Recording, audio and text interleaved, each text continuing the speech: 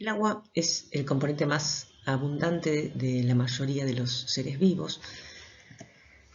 Representa la fase continua de nuestro organismo, en la cual se hallan disueltas la mayor parte de las biomoléculas que se encarga de transportar desde y hacia las células, y además es el medio en el cual van a tener lugar la mayoría de las reacciones bioquímicas. Al igual que en la mayor parte de los seres vivos, el agua es el componente mayoritario en los seres humanos. Y ese contenido de agua corporal varía según el sexo, donde podemos observar que en el caso de un hombre adulto representa el 60% del peso corporal, mientras que en la mujer representa el 55% del peso corporal. Ese contenido también varía según la edad. El proceso de envejecimiento siempre va acompañado con una disminución gradual del agua en el organismo. Vemos que en el lactante es de más del 80%, dijimos que en el adulto es del 60% y en los ancianos es menos del 50%. Eso se puede ver en la disminución de la turgencia de su piel. Ahora bien, ¿cómo se distribuye el agua corporal? Consideramos un hombre adulto de 70 kilos, en el cual dijimos que el 60% es agua, eso corresponde aproximadamente a 42 litros. 2/3 del agua lo vamos a encontrar dentro de las células, en lo que llamamos el compartimento intracelular, y el tercio restante está fuera de las células, en 2 compartimentos. El 75% del agua extracelular lo vamos a encontrar en el compartimento intersticial, o sea, en el espacio que hay entre las células, mientras que el 25% restante lo vamos a encontrar en el compartimento intravascular, o sea, dentro de los vasos sanguíneos y linfáticos. Veamos ahora cómo está constituida la molécula de agua y cuál es su estructura. ¿Cuál es la composición química de la molécula de agua? Como todos saben, la molécula de agua está constituida por un átomo de oxígeno y 2 átomos de hidrógeno. Cada átomo de hidrógeno se une al átomo de oxígeno a través de un enlace covalente simple, es decir, compartiendo un par de electrones. Teniendo en cuenta que el oxígeno pertenece al grupo 6, además de los electrones que están vinculados a la formación de los enlaces covalentes, va a presentar 2 pares de electrones libres. Eso va a condicionar la geometría que va a adoptar la molécula. ¿Por qué? Si tenemos presente que el átomo de oxígeno va a estar rodeado entonces por 4 pares de electrones, 2 correspondientes a los enlaces covalentes y 2 pares libres, y teniendo en cuenta que los electrones tienen carga negativa y las cargas de igual signo se repelen, los pares se van a distribuir en el espacio de modo tal de estar lo más alejado posible, y eso es dirigiéndose hacia los vértices de un tetraedro. Como consecuencia de ello, la molécula de agua es una molécula angular. ¿Cómo son los enlaces covalentes que presenta esa molécula? Dijimos que eran enlaces covalentes simples.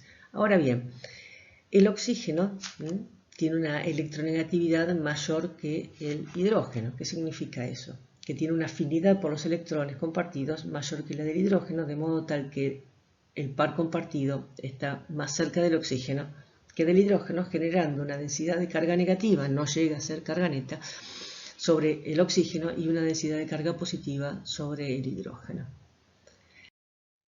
La polaridad de los enlaces se identifica a través de lo que se conoce como momento dipolar. Se simboliza con la letra griega mu.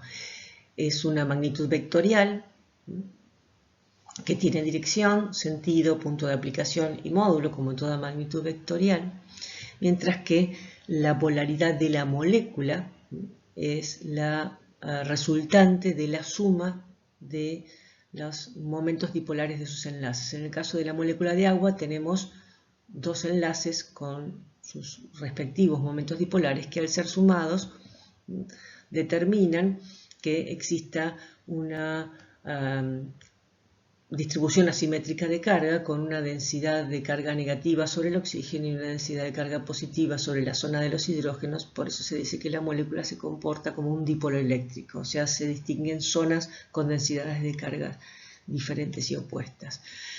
Ahora bien, el hecho de que una molécula tenga un enlace covalente polar ¿garantiza que la molécula sea polar? La respuesta es no. tiene que ver también con la geometría que tenga la molécula. Tomemos como ejemplo el dióxido de carbono. Está constituido por un átomo de carbono al cual se unen por enlaces covalentes dobles sendos átomos de oxígeno. Como los pares compartidos tratarán de estar lo más alejado posible, la molécula será una molécula lineal. Cuando sumamos los momentos dipolares de estos enlaces covalentes presentes en la molécula, encontramos que se anulan los momentos dipolares, de modo tal que el momento dipolar neto, o sea, la suma de ellos, es 0 y la molécula resulta no polar. Habiendo descrito la composición y estructura de la molécula de agua, pasemos a analizar sus propiedades físicas. Las propiedades físicas de una sustancia, como son su punto de fusión, punto de ebullición, densidad, tensión superficial, presión de vapor, dependen de las fuerzas intermoleculares de atracción o fuerzas de cohesión interna, es decir, las fuerzas de atracción que hay entre las moléculas de esa sustancia. Todas esas fuerzas intermoleculares, o sea, fuerzas de atracción entre las moléculas, son interacciones electrostáticas, que pueden darse o bien entre grupos que presentan cargas netas opuestas, o bien entre grupos de átomos con densidades de carga opuesta. El tipo de fuerzas intermoleculares o fuerzas de cohesión que se presenten en una determinada sustancia dependerá del tipo de moléculas que conformen esa sustancia. Si tenemos una molécula que tiene un grupo de átomos con carga negativa y otro grupo de átomos con carga positiva dentro de la misma molécula, como sería el caso de un aminoácido, por ejemplo, después lo vamos a ver más adelante, podría interactuar con la molécula vecina a través de una interacción de tipo ion-ion. Si la molécula es una molécula dipolar, en la que distinguimos una zona con densidad de carga negativa y otra con densidad de carga positiva, pueden interactuar con la vecina a través de una interacción de tipo dipolo-dipolo, en la que interactúan densidades de cargas opuestas. Y finalmente, si las moléculas que forman parte de la sustancia son moléculas no polares, lo harán a través de interacciones sumamente débiles, que se conocen como fuerzas de London, generadas por un dipolo instantáneo que se produce por la distribución desigual de los electrones en un instante determinado. Los electrones giran, en un instante determinado habrá una distribución asimétrica de carga instantánea que puede inducir en la vecina una distribución asimétrica complementaria, de modo tal que pueden atraerse entre sí. Claramente la energía de estas interacciones desciende desde el ion-ion hasta las fuerzas de London, que son las más débiles. Si la sustancia que tenemos no es una sustancia pura, sino que es una mezcla en la que hay distintos tipos de moléculas, pueden aparecer otro tipo de interacciones, como pueden ser la ion-dipolo o dipolo-dipolo inducido. Aquellas interacciones electrostáticas que se dan entre dipolos, entre densidades de cargas opuestas, es lo que conocemos como fuerzas de Van der Waals, y están señaladas en este diagrama, resaltadas en color celeste. Volvamos a nuestra sustancia pura, el agua. Teniendo en cuenta su estructura, esperaríamos encontrar entre las moléculas de agua interacciones de tipo dipolo-dipolo, que son interacciones relativamente débiles. Pero estas interacciones tan débiles no permiten explicar algunas propiedades físicas particulares del agua, como su elevado punto de fusión o su elevado punto de ebullición, que indicarían una elevada cohesión interna. ¿Cuáles son las interacciones moleculares entonces que existen en el agua, distintas de las dipolo-dipolo, que permitirían explicar esas propiedades físicas particulares? ¿Qué es lo que sucede? Cuando dos moléculas de agua se aproximan y se establece una atracción electrostática entre la zona de densidad de carga negativa del oxígeno y la zona de densidad de carga positiva del hidrógeno, se produce un reordenamiento de las nubes electrónicas en ambas moléculas, de modo tal que se exalta en gran medida la fuerza de atracción. La fuerza es 10 veces mayor que una fuerza de tipo dipolo-dipolo convencional. Este tipo de unión electrostática compleja es lo que nosotros denominamos enlace de hidrógeno, puente de hidrógeno o lo que es correcto decir enlace por puente de hidrógeno.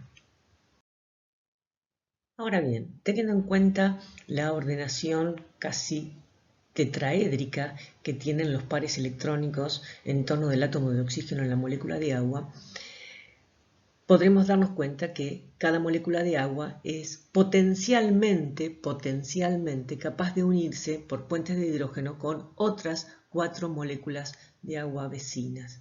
Este número extremadamente elevado de puentes de hidrógeno que se pueden establecer entre las moléculas de agua es lo que le confiere la gran cohesión interna que presenta esta sustancia. ¿En qué casos las moléculas de agua van a estar estableciendo 4 puentes de hidrógeno con sus vecinas? En el hielo.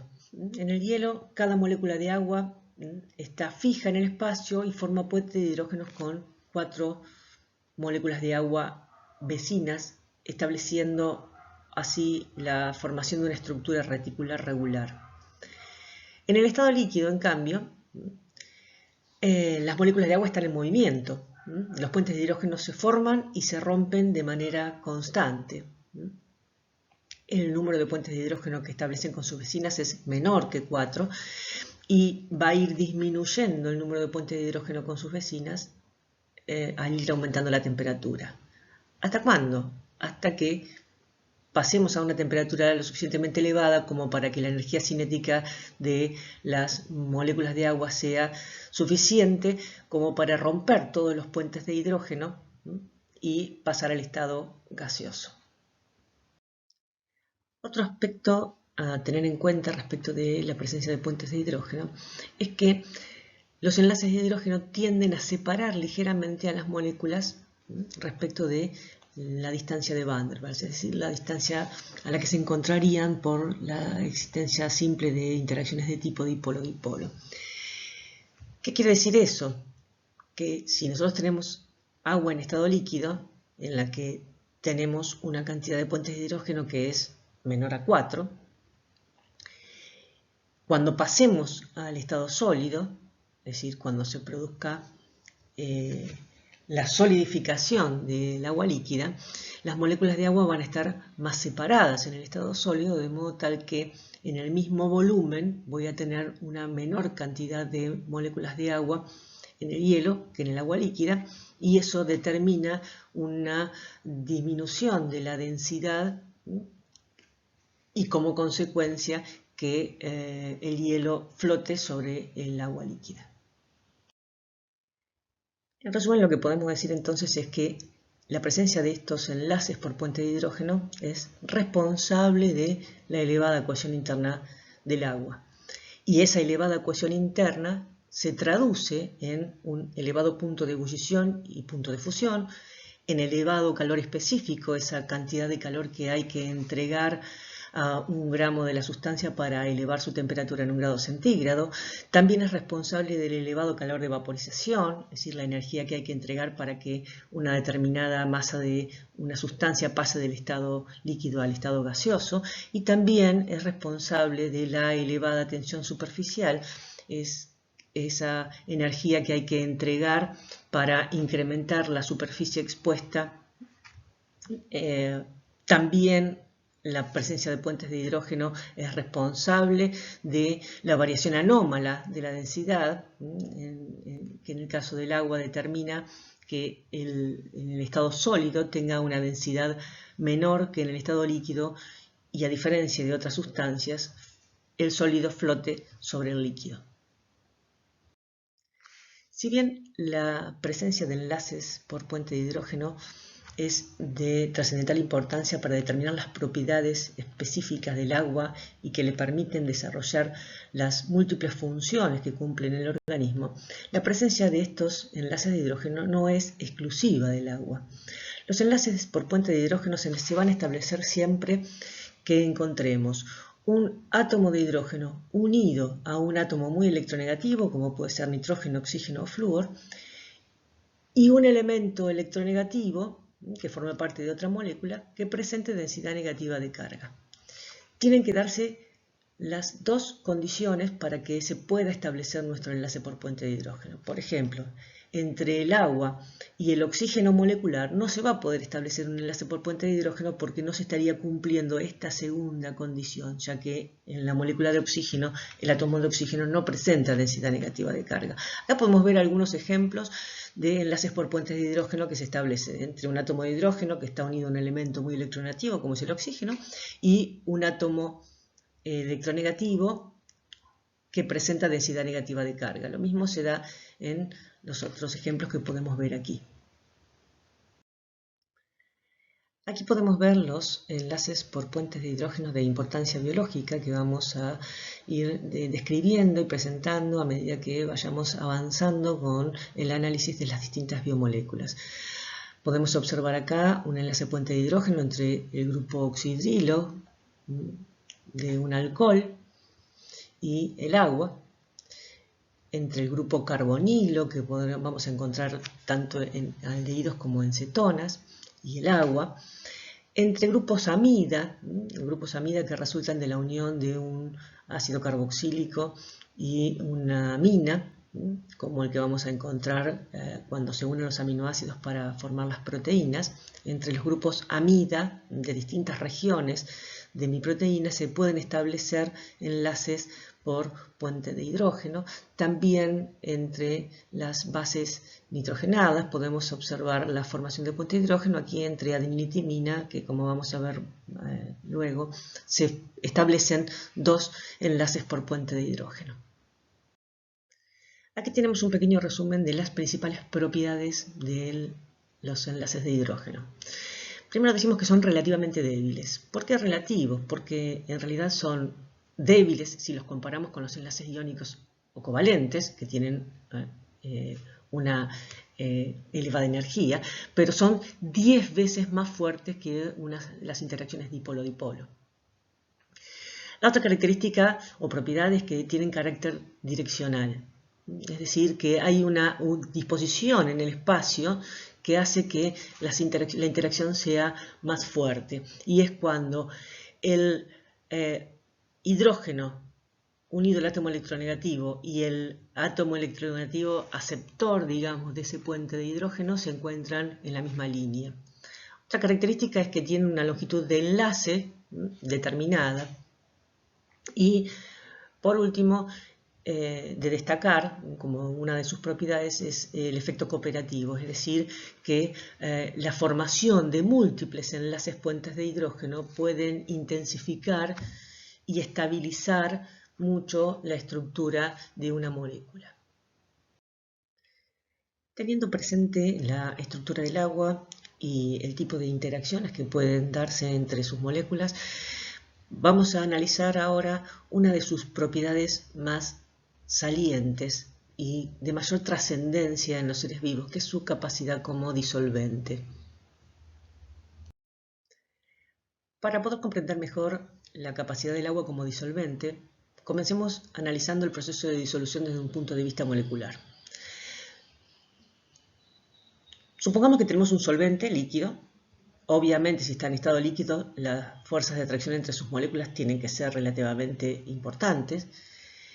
Y un soluto sólido, en el cual claramente también las fuerzas de atracción tienen que ser importantes. Cuando los mezclamos, obligamos a que moléculas de distinto tipo entren en contacto. Entonces aparecerán interacciones entre las moléculas del solvente y las del soluto. ¿Qué sucede si la fuerza de atracción entre las moléculas de solvente entre sí es mayor que las fuerzas de atracción entre soluto y solvente? Claramente, las moléculas de solvente se van a tratar de unir entre sí y van a desplazar a las moléculas de soluto. Lo mismo ocurre si la fuerza de atracción entre las moléculas de soluto es mayor que las fuerzas de atracción entre soluto y solvente. Entonces se tratarán de asociar entre sí y se generarán dos fases. O sea que para que se forme una solución verdadera, las fuerzas de atracción entre las moléculas de solvente y las de soluto tienen que ser mayor o igual que las fuerzas de atracción entre las moléculas de solvente entre sí y mayor o igual que las fuerzas de atracción del soluto entre sí. Queda claro entonces que para que se forme una solución verdadera tiene que existir la posibilidad de fuerzas de atracción entre las moléculas del soluto y las del solvente. Como el agua es una molécula polar, su capacidad como solvente dependerá de la naturaleza de los distintos compuestos que vamos a poner en contacto con ella. ¿Qué sucederá cuando coloquemos en agua compuestos iónicos? Esos compuestos que están constituidos por iones positivos y negativos alternantes, unidos por enlaces iónicos que generan redes ordenadas, a las que llamamos cristales. Lo que se sabe es que en general, las sustancias iónicas son solubles en agua. ¿De qué manera las moléculas de agua pueden separar estos iones constitutivos de las estructuras cristalinas de los compuestos iónicos? Eso lo logran atacando las cristales desde la superficie. Inicialmente lo que ocurre es que las moléculas de agua son atraídas por los iones que encontramos en la superficie del cristal. Los iones sodio, en este caso, porque estamos hablando de cloruro de sodio, presentan carga positiva, entonces atraerán las zonas de densidad negativa de carga de las moléculas de agua, y los iones cloruro harán lo propio atrayendo las moléculas de agua a través de sus regiones con densidades positivas de carga. Esto hace que esta unión entre los iones del cristal se vaya debilitando, de modo tal que los iones pueden ser desalojados de la superficie del cristal y pasar a la fase acuosa. Una vez que estamos en solución, los iones se van a ir rodeando completamente por moléculas de agua, con lo cual se neutralizan aún más sus cargas netas y se disminuye la atracción entre ellos. ¿Qué sucede con los compuestos polares no iónicos cuando los colocamos en agua? Estos compuestos, como pueden ser los azúcares simples, alcoholes, aldehídos, cetonas y ácidos carboxílicos, todos de cadena corta, en todos ellos encontramos grupos funcionales como grupos oxidrilos o grupos carbonilos, que son capaces de formar puentes de hidrógeno con el agua, de modo tal que estos compuestos se disuelven en agua con gran facilidad. O sea que los compuestos iónicos y los compuestos polares no iónicos son capaces de interactuar con las moléculas del agua, por eso se dice que son hidrófilos o hidrofílicos. En general forman soluciones estables, o sea que son solubles en agua, generan soluciones verdaderas. ¿Qué sucede con los compuestos no polares o apolares, como pueden ser los hidrocarburos o los lípidos neutros como los triglicéridos presentes en los aceites? ¿Qué sucede con esos compuestos cuando los colocamos en agua? Como no tienen grupos funcionales que puedan interactuar con el agua, por lo cual se dice que son hidrofóbicos o hidrófobos, estos compuestos resultan prácticamente insolubles en agua. Si nosotros colocamos, por ejemplo, una cucharada de aceite en agua, agitamos y obligamos a que se formen pequeñas gotas, veremos que según pasa el tiempo, esas gotas tienden a asociarse entre sí tratando de exponer la menor superficie posible.